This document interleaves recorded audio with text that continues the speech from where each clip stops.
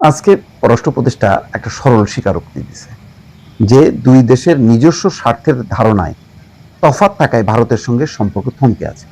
থমকে নেই, ভারতের সাথে সম্পর্ক তলানিতে আছে, থমকে না, তলানিতে। এটা হচ্ছে বাস্তব। এবং সেটার কারণ হলো ওই যে ভারত তার অবস্থান ছাড়ছে না, সে তার মতন দাদাগিরি একটা ফলানোর একটা প্রবণতা। আর বাংলাদেশও মনে করছিল আমি ছাড় দেবো না, মোস্তাফিজকে তুমি বের করে দিছো আর আমি আমার টিম পাঠাবো ভারতে খেলতে, খেলবো না, খেললাম না, কি ক্ষতি হোক ক্ষতি, মর্যাদা তো বাঁচলো। এইভাবে একটা ধরে ধরে যেভাবে পুশিং করলো মাঝখানে, এখনো পর্যন্ত সেটা অব্যাহত আছে। অন্যদিকে শেখ হাসিনা সহ আওয়ামী লীগের অবাধ তৎপরতা ভারতের জুড়ে। একই অবস্থায় যদি ভারতের কোনো বিচ্ছিন্নতাবাদী সংগঠন যদি বাংলাদেশে তারা তৎপরতা চালায়, তারা যদি জুম কানেকশনে বিভিন্ন বক্তব্য দেয়, সেটা কি সহ্য করবে? করবে না। কিন্তু বাংলাদেশকে এটা সহ্য করতে হচ্ছে, অথচ শেখ হাসিনা মৃত্যুদণ্ডপ্রাপ্ত একজন আসামি। বাংলাদেশের পক্ষ থেকে ছিল এমন না যে তাকে ফেরত দিতেই হবে, তাকে বলা হয়েছিল যে তার বক্তব্যটা থামান, যেহেতু আপনাদের অধীনে আছে। কিন্তু ওখানে কি হয়েছে, সুরক্ষিত সুরম্য ভবনে আছে এবং পুরো নিরাপত্তা সজ্জার মধ্যে, এবং সেখানে নিয়মিত এখন, আগে ছিল জুম মিটিং, এখন হচ্ছে সরাসরি মিটিং শুরু হয়েছে, কলকাতাতেও শুরু হয়েছে, এবং 12 তারিখে রাজনৈতিক পট পরিবর্তনের পর আসবে। এরকম অবস্থায় বাংলাদেশ সরকার অস্বস্তির মধ্যে আছে, প্রতি মুহূর্তে মনে করছে যে এই চাপটা ফলে আইন শৃঙ্খলা পরিস্থিতির অবনতি হচ্ছে। পুলিশ মাঝখানে এমন অবস্থা ছিল, সারাক্ষণ আতঙ্কে থাকতো যে কখন আওয়ামী লীগের কোথা থেকে মিছিল বের হয়। এখন অবশ্য সেই এটা নেই, এখন তারা অন্য কৌশলে গেছে।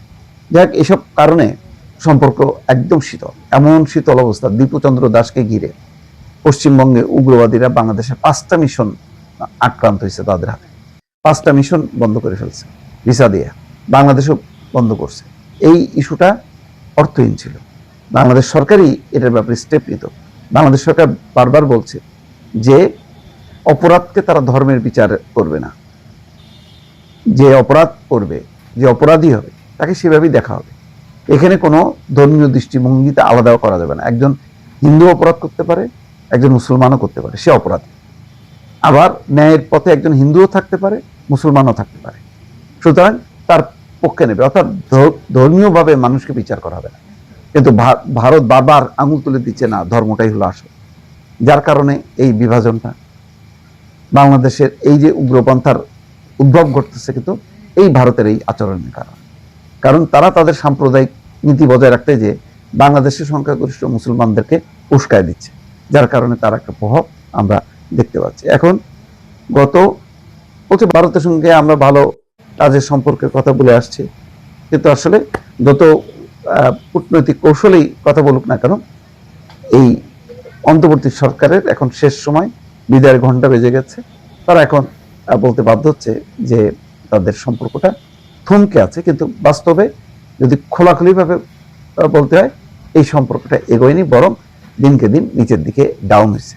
এইটা আবার উজ্জীবিত হবে নির্বাচনের মধ্য দিয়ে, বা নির্বাচিত সরকার, আমার ধারণা যে হয়তো কিছুটা উন্নতি হবে, কিন্তু কোনো পক্ষই কিন্তু আপোষ করবে না। ভারত যে নীতিতে বাংলাদেশকে দেখতে চায়, এটা শেখ হাসিনার মতন করে যদি ভারত কোনো সরকারকে কল্পনা করে, এটা বিএনপি ক্ষমতা আসুক, জামাত আসুক, কেউ কিন্তু সাড়া দেবে না, এটা নিশ্চিত।